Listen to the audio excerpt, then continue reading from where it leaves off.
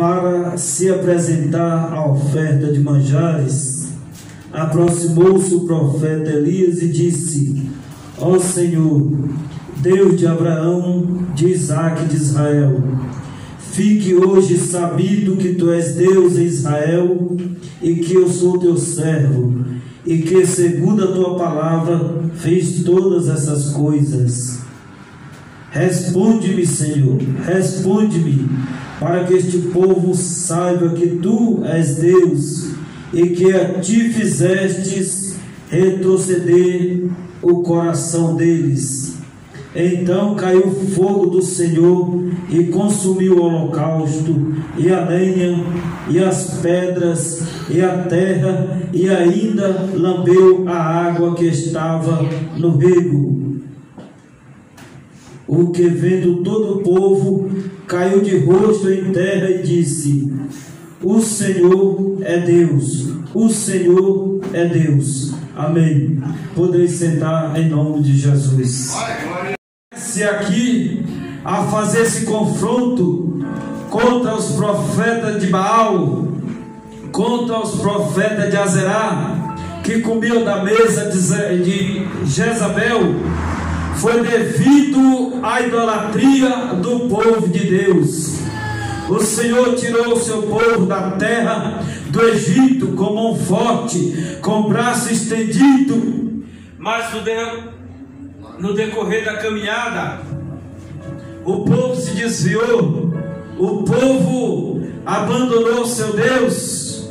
Quando Moisés subiu para o monte, e ali para receber os 10 mandamentos do Senhor, aconteceu que Moisés, demorando ali 40 dias e 40 noites, e o povo desesperou, e o povo murmurava, e o povo dizia: o que foi feito neste Moisés, que nos tirou da terra do Egito? E chamando Arão, disseram-lhe: Arão, faz para nós deuses que vão adiante de nós. Então Arão pegou ali os objetos de ouro, os brincos, as pulseiras, os colares, o ouro, a prata que eles tinham tirado do Egito, quando eles saíram de lá e fizeram um bezerro de ouro. Ali foi o primeiro adultério espiritual de Israel, o primeiro ponto de idolatria, ali idolatrando aqueles deuses da terra de Canaã. Agora o segundo ponto, irmãos, mais forte, foi com a entrada do rei Salomão. O Senhor levantou o rei Salomão. O rei Salomão construiu o templo de Jerusalém, não o maior templo, mas o mais belo, o mais suntuoso, o que tinham todos os utensílios, todos os aparatos para servir ao Senhor ali. E aconteceu que no decorrer da caminhada, Salomão se esqueceu do seu pai Davi, e ali se envolveu ali com aquelas mulheres daquela época, casando ali com a filha de Faraó, e na sua insistência ele chegou a possuir 700 princesas e 300 concubinas.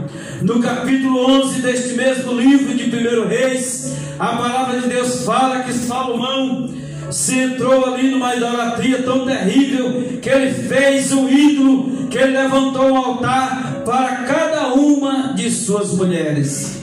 E o Senhor levantou o profeta e disse assim: como houve isto agora em teu coração, então eu rasgarei o reino da tua mão, mas ainda não no teu reinado, mas no reinado do teu filho, por amor do meu servo Davi.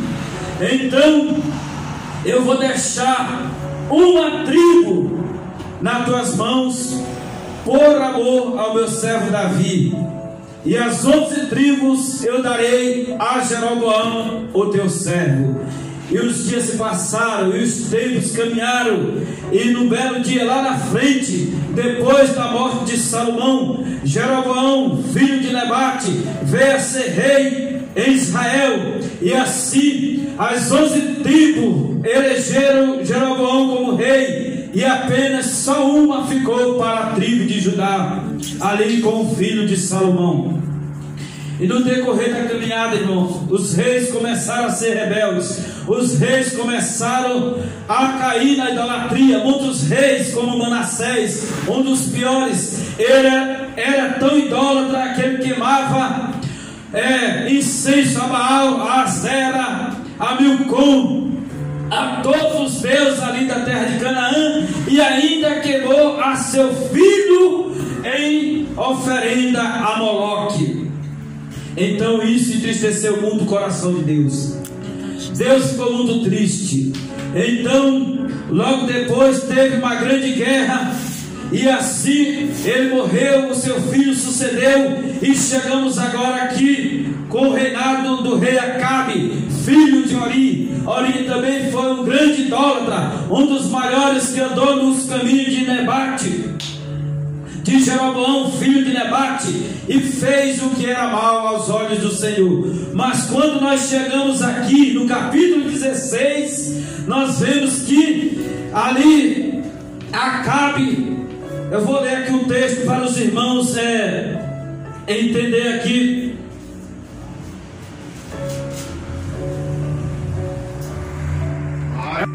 No 16, melhor dizer. E Acabe, filho de Ori, começou a reinar sobre Israel no 38º ano de Asa, rei de Judá.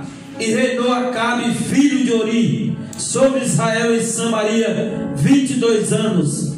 E fez Acabe, filho de Ori, o que era mal aos olhos do Senhor, mais do que todos os que foram antes dele. Como se fora coisa de somenos andar ele nos pecados de Jeroboão, filho de Nebate, tomou por mulher a Jezabel, filha de Baal, rei dos Sidônios, e foi e serviu a Baal e o adorou, e levantou um altar a Baal na casa de Baal, que edificara em Samaria. Também fez Acabe um posto ídolo de madeira, e cometeu mais abominações para irritar o Senhor, Deus de Israel, do que todos os reis que foram antes dele. Então, repetindo novamente aqui para os irmãos, nós sabemos que o motivo desta guerra, desta peleja, desta batalha entre Elias e os profetas de Baal foi devido à idolatria do povo de Deus. Irmãos, a idolatria é uma coisa terrível, a idolatria é uma coisa imoral, a idolatria é uma coisa abominável, a idolatria é uma coisa perversa. Idolatria é tudo aquilo que toma o espaço e o tempo de Deus em nossas vidas, tudo aquilo que vem impedir de nós estar na presença de Deus, fazendo a vontade de Deus, andando com Deus, isso acaba se tornando uma idolatria. Então, no passar dos dias, o profeta Elias chegou e disse para Acabe: segundo a minha palavra, nestes anos não haverá nem chuva e nem orvalho do céu. E logo em seguida veio a palavra do Senhor dizendo: Elias, vai-te para o ribeiro de Querite e esconde-te ali, que eu tenho ordenado aos povos, para que eles te dê pão e carne, e tu beberás do ribeiro. E o profeta Elias foi e ficou comendo pão e carne ali que os corvos traziam, e estava ali bebendo do ribeiro. E como não tinha chovido naquela época, devido à sua própria profecia, o ribeiro secou, e o Senhor disse: Elias, levanta-te e vai à Sarepta de Sidom, e lá eu ordenei a uma viúva que te sustente. E o profeta imediatamente se levantou e chegou ali naquela casa, e quando ele deu de frente com aquela viúva, ela estava ali apanhando lenha para queimar, para assar o único bolo que ela ia fazer, porque o profeta Elias disse assim: me dá um pouco de água para que eu beba. E indo ela tomar, ele disse: traz também para mim um bocado de pão na tua mão, para que eu coma. E ela disse: vive o Senhor teu Deus, que que eu não tenho nem pão nem um bolo, a não ser um pouco de farinha na panela e um pouco de azeite na botija. E eis aqui os cavacos já na minha mão, que eu vou fazer o fogo e prepará-lo para que eu e meu filho comamos e morramos. Verdade. E ele disse: não temas, vai e faze conforme a tua palavra, mas primeiro faz um bolo menor para mim. E ela foi e fez conforme a palavra do homem de Deus, e trouxe água para ele, e trouxe um bolo pequeno. E a palavra de Deus veio sobre Elias, e Elias disse: assim diz o Senhor Deus de Israel, que a farinha da panela não se acabará, e o azeite da botija não faltará, até o dia em que o Senhor deu chuva sobre a face da terra. Glória a Jesus. Aleluia. Aleluia. Santo é teu nome, Senhor. Então Elias ficou muito tempo ali na casa daquela viúva. E quando foi um dia, a palavra do Senhor veio novamente a Elias: Elias, levanta-te e vai-te apresentar-te a Acabe, porque eu darei chuva sobre a face da terra. Então Elias se levantou e foi se encontrar com o rei Acabe. E no decorrer do caminho, ele se encontrou com Obadias, o mordomo do rei. E Obadias disse: és tu, Elias, meu senhor? Ele disse: sou eu. Mas vai e diz ao teu senhor: eis que Elias está aqui. E Obadias disse: o que fiz eu para ti, para que tu venhas a me entregar na mão do meu senhor, para que ele me mate? Não tem nação e nem reino aonde ele não tem te procurado. E como dizes tu para me falar agora, Elias está aqui? Possa ser que, apartando-me eu de ti, o Espírito do Senhor te leve não sei lá para onde, e quando eu vim te dar as boas novas, ele não te ache e me mate. Vive o Senhor Deus de Israel, eu tenho servido ao Senhor meu Deus desde a minha juventude, e não sabes tu o que eu fiz quando Jezabel matava os profetas de Baal, como eu escondi 100 dos profetas do Senhor numa caverna e os alimentei com pão e água? E Elias respondendo disse: vai e vive o Senhor Deus de Israel, que hoje mesmo me apresentarei diante de Acabe. Então o mordomo Obadias foi e anunciou as boas novas a Acabe. E Acabe, vindo encontrar-se com Elias, disse: és tu o perturbador de Israel? Elias disse: eu não, mas tu e a casa do teu pai têm perturbado a Israel, porque tendo deixado os caminhos do Senhor, tem se curvado aos balins. Meu Deus. Então Elias falou: vai e chama a todo o povo de Israel, e também os 450 profetas de Baal, e também os 400 profetas de Azerá, que comem e bebem da mesa de Jezabel. Então Acabe foi, ajuntou todo Israel, e ajuntou também os 450 profetas de Baal, e junto ali no Monte Carmelo, o profeta Elias convoca todos ali e diz: somente eu escapei como profeta do Senhor, e os profetas de Baal são 450. Dai-nos um bezerro aqui para cada um de nós, e pode partir e cortar e levantar o seu altar, e não lhe metais fogo, e vamos invocar. Vocês invocarão o seu Deus, e eu invocarei o nome do Senhor, e o Deus que responder com fogo, este será Deus. E todo o povo disse: boa é esta palavra. É verdade, Senhor. Então, irmãos, aqui temos dois pontos muito importantes. Nós devemos sempre estar atentos para ouvir a palavra do Senhor. O segundo ponto: nós não devemos trocar pessoas por animais. Enquanto Jezabel estava matando ali os profetas do Senhor, Acabe convocou o seu mordomo Obadias para ir nas fontes das águas, nos rios, para encontrar alimento para os animais, para que os animais não viessem a se morrerem.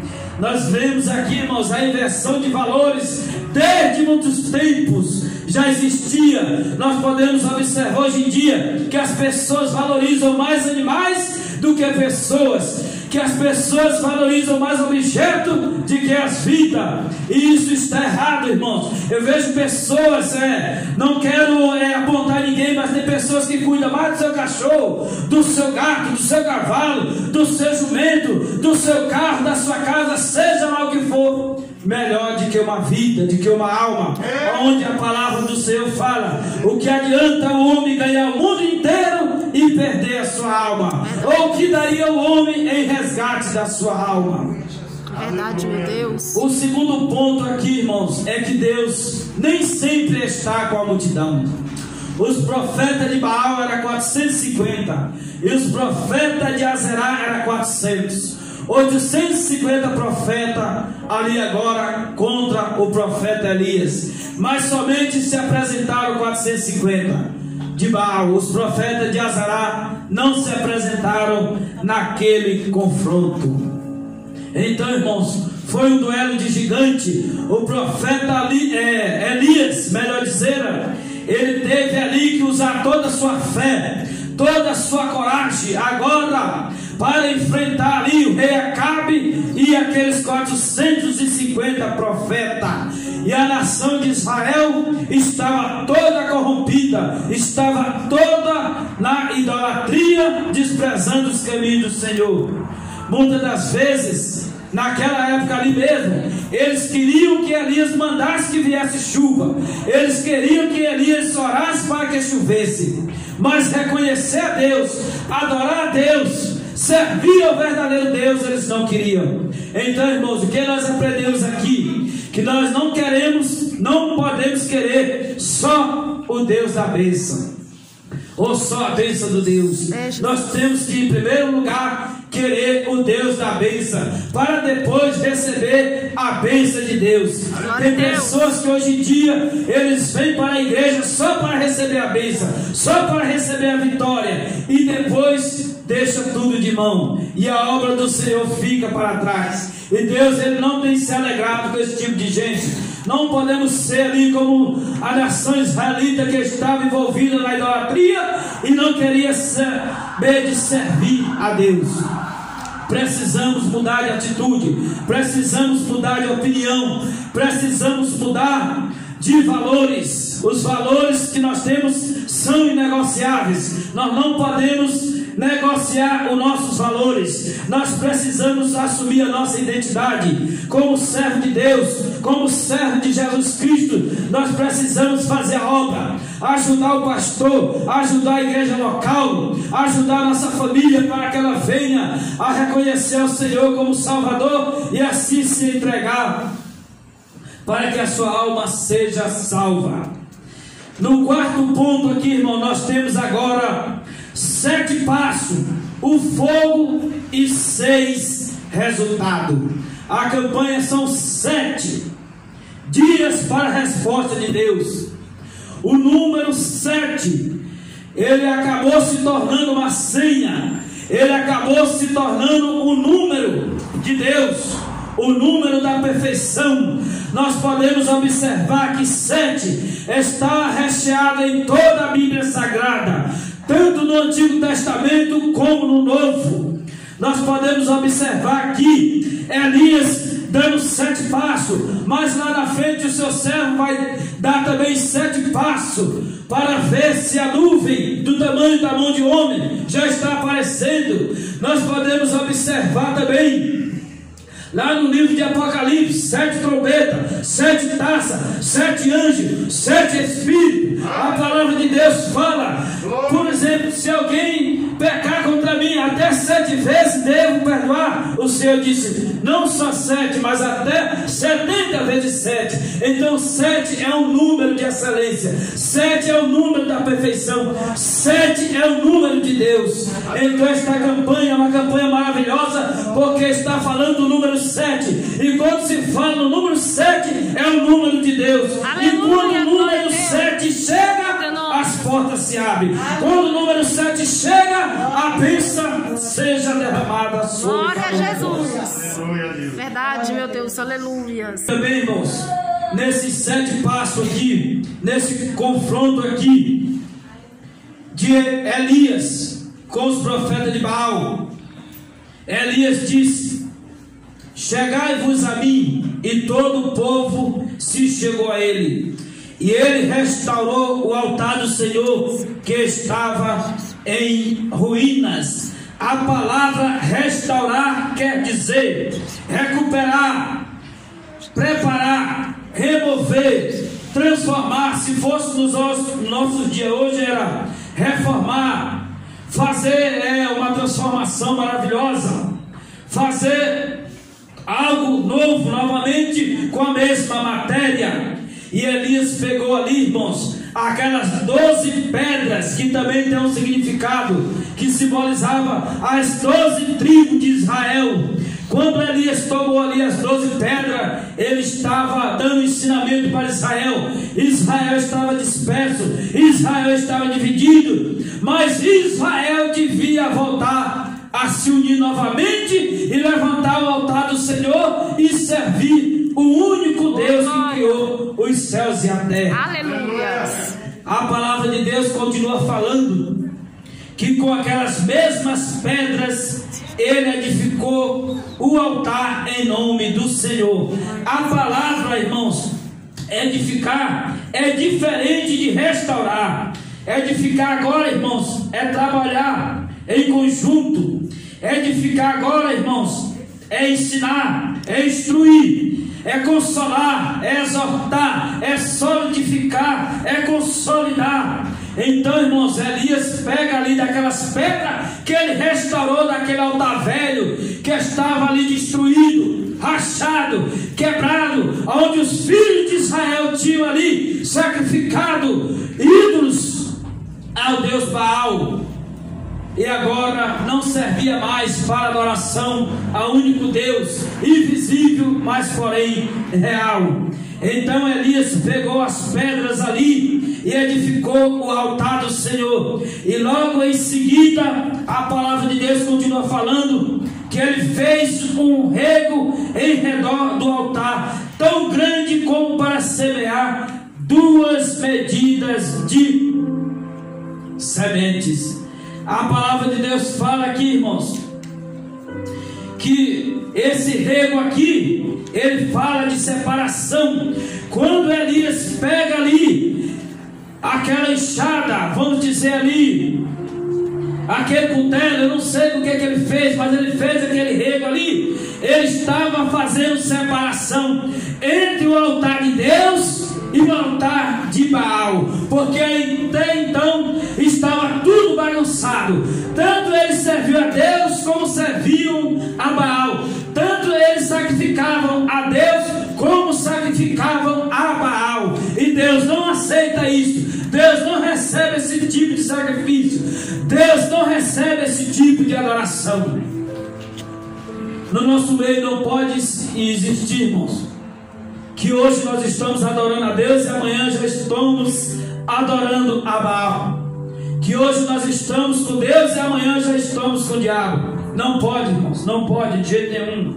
Nós temos que ser fiel até a morte. Aleluia. A palavra diz que aquele que for fiel até a morte receberá a coroa da vida. Esse rego, essa vala aqui também, ela fala de profundidade com Deus, de intimidade com Deus, de ter raiz com Deus, da pessoa que tem experiência com Deus. São pessoas que estão ligadas com Deus, que tem profundidade com Deus, é que está enraizado, é que está alicerçado, é que está firme, porque as suas raízes estão profundas, estão firmes na rocha que é Jesus. E a palavra de Deus continua dizendo que ele armou a lenha. Tudo, irmãos, aqui tem um significado. São 7 passos. Eu estou falando aqui de forma direta, porque não tem tempo para explicar bem direitinho. Mas esta lenha aqui, irmãos, ela é a matéria-prima com a qual se faz o fogo. Sem lenha não tem fogo. Sem lenha não tem como nós acender nada, não tem como assar, cozinhar, ferver e assim sucessivamente. Então a lenha, ela é a matéria-prima para se acender o fogo, mas ela também fala de oração, de responsabilidade, de compromisso com Deus. A pessoa que pode rachar lenha, a pessoa que pode carregar lenha para o altar, assim como Isaac levando para que ele mesmo fosse o sacrifício, assim como os sacerdotes levantavam 6 horas da manhã e já iam rachar lenha para acender o fogo no altar, porque o fogo do altar arderá continuamente e não se apagará. Mas aqui parecia o contrário, irmãos. Elias fez tudo isso, mandou colocar a lenha, e o texto continua falando. Depois ele mandou dividir o novilho em pedaços. A palavra dividir aqui, irmãos, o novilho também fala o quê? De oferta, de holocausto a ser sacrificado ao Senhor, e ao mesmo tempo está falando também de morte. Quando nós nos apresentamos diante do nosso Deus, nós temos que morrer. No altar é lugar de morte e sacrifício. Altar é lugar de rejeição. Altar é lugar onde Deus é maior e nós não somos nada. Onde o altar está, aí a presença de Deus está também. Onde o altar está levantado, aí Deus fala, aí Deus age, aí Deus opera. A palavra de Deus continua ainda dizendo, Elias disse: enchei de água 4 cântaros e derramai sobre o holocausto e a lenha. E disse ainda: fazei 2ª vez, e eles o fizeram. Fazei 3ª vez, e eles o fizeram. De maneira que a água corria ao redor do altar e encheu também de água o rego. Irmãos, ali, essa água, ela simboliza também, irmãos, o Espírito Santo de Deus, que estava ali agora sobre aquela oferta, sobre aquela lenha, sobre aquele altar seco. O Espírito Santo agora ia encharcar a lenha, o cordeiro, as pedras, e ali, irmãos, para mostrar para Israel que mesmo que ainda esteja o cordeiro molhado, a lenha ensopada de água, o altar encharcado, e ainda que esteja tudo molhado, Deus pode fazer chover fogo naquele lugar. A palavra derrama água, irmãos. No momento ali que eles estavam precisando de água, já estava falando 3 anos e 6 meses que não chovia. E o que aconteceu ali? Elias, de vez de pegar água para conservar, para as pessoas beber, cozinhar, basicamente isso, Elias mandou derramar. Aquilo ali também estava falando, irmãos, de fé e também de sacrifício ali. Aquele povo, eles tiveram que voltar a acreditar em Deus. Aquele povo tiveram que se sacrificar por Deus, por todas as suas abominações que eles tinham feito contra o Senhor nosso Deus. Então, observamos aqui, irmãos, em média de 153 barris de água, equivalente a 4 cântaros, foi derramado ali. Muitas pessoas podiam olhar e dizer: que desperdício, que homem tolo, que homem burro. Se o altar seco, os profetas de Baal clamaram de manhã até meio-dia, não acendeu fogo nenhum, agora molhado é que vai acender. Mas Deus, irmãos, Ele trabalha sempre na contramão. Deus, Ele nunca trabalha com a multidão. É necessário que tenha multidão por causa do poder de Deus. Mas entre a multidão, Deus escolhe os verdadeiros. A palavra de Deus fala em João 4:23 que os verdadeiros adoradores adorarão ao Pai em espírito e em verdade. Esses tais Deus procura. Então, irmãos, essa passagem aqui, irmãos, tem um ensinamento tremendo. Tem um ensinamento tão profundo. Quisera eu tivesse tempo para explicar para os irmãos sistematicamente, minuciosamente, como eu queria, mas não tem tempo. Por isso que nós estamos avançando por cima. Então, aquele povo ali, eles tiveram que reconhecer, irmãos, que só o Senhor é Deus. Aleluia. Eles tiveram que reconhecer que Baal não é nada. A palavra Baal significa amo, Senhor, marido, Deus do sol, Deus da fertilidade, Deus da chuva. Vocês estão entendendo, irmãos, o significado deste nome Baal? E a palavra de Deus fala que eles adoravam este Baal, eles chamavam este Baal de marido, eles amavam este Baal mais do que ao Senhor, Deus de Israel, que tinha feito os céus e a terra. Meu Deus. Por isso, o Senhor provou que Ele era Deus derramando fogo do céu, porque Baal era Deus da chuva, não chovia, o povo estava morrendo na seca. Baal era Deus do sol, os seus profetas profetizaram de manhã até meio-dia, e não teve fogo nem sol nenhuma para acender o altar do sacrifício deles. Mas agora aqui, irmãos, no último ponto aqui, no 7º ponto, o profeta Elias vai clamar agora pelo Deus Elohim. A palavra de Deus aplica o nome de Deus, Jeová Elohim, o único Deus verdadeiro. O único Deus de Israel verdadeiro era o Deus Jeová Elohim, ou seja, o que tirou eles da terra do Egito, o que sustentou ele com maná, o que tirou água da rocha para que eles não morressem de sede. Quando estava sol, mandava nuvem. Quando estava calor, mandava nuvem. E quando era frio, a coluna de fogo. Então, irmãos, eles esqueceram de todo este poder, de toda esta glória, e agora estão adorando por fé. Uma coisa que para Israel, o forte deles era adorar por vista, porque tudo que o Senhor falava para ele, ele mostrava. Tudo que acontecia, o Senhor mostrava para os filhos de Israel. É diferente de nós. Nós não andamos por vista, nós andamos por fé. E a palavra de Deus fala: bem-aventurados sois vós que não viram, mas creram.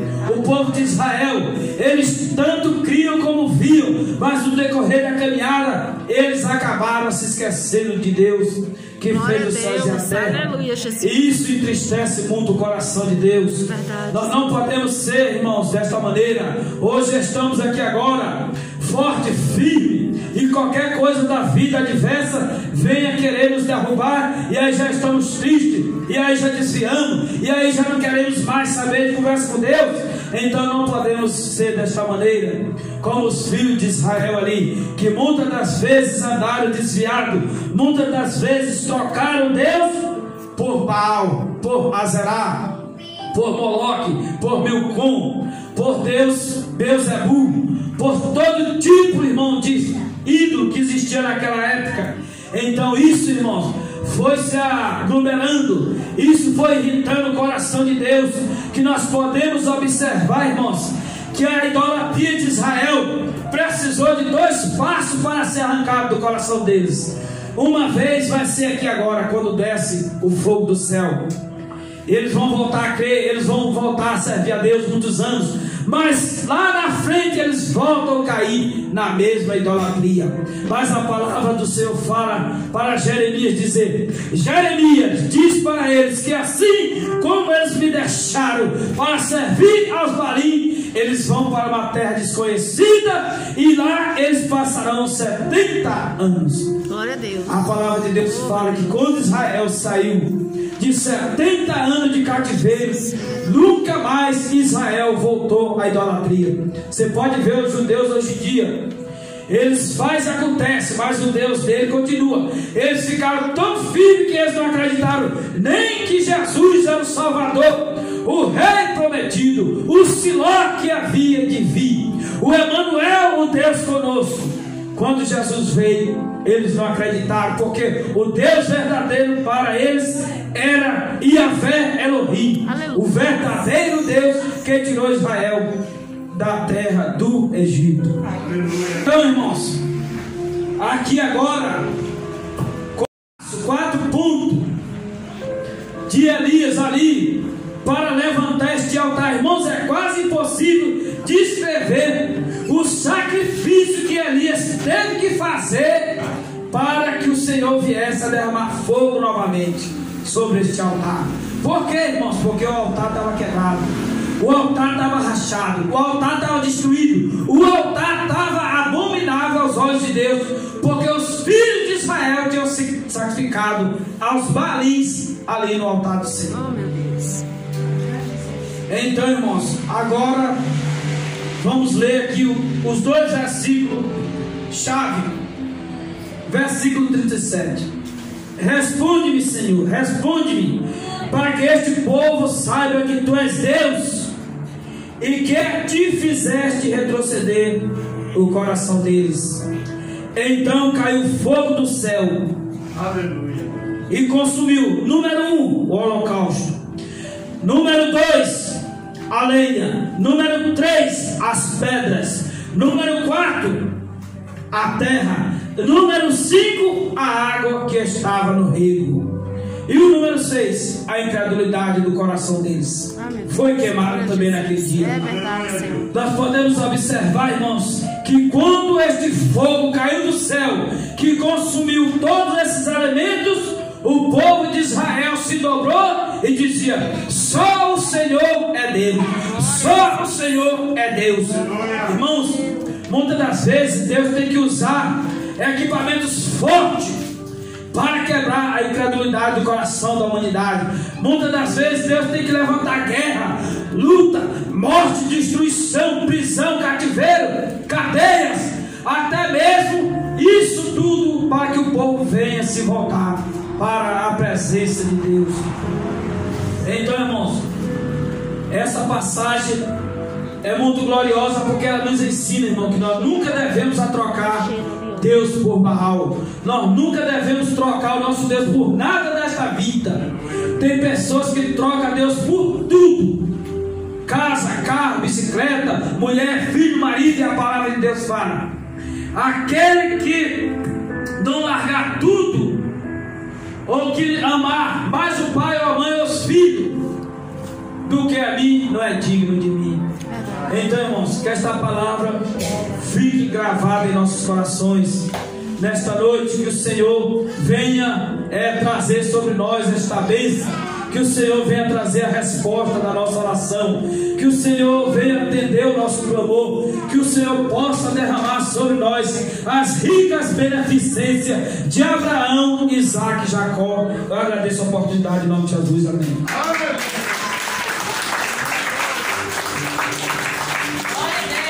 Glória a Deus, aleluia, louvado e glorificado.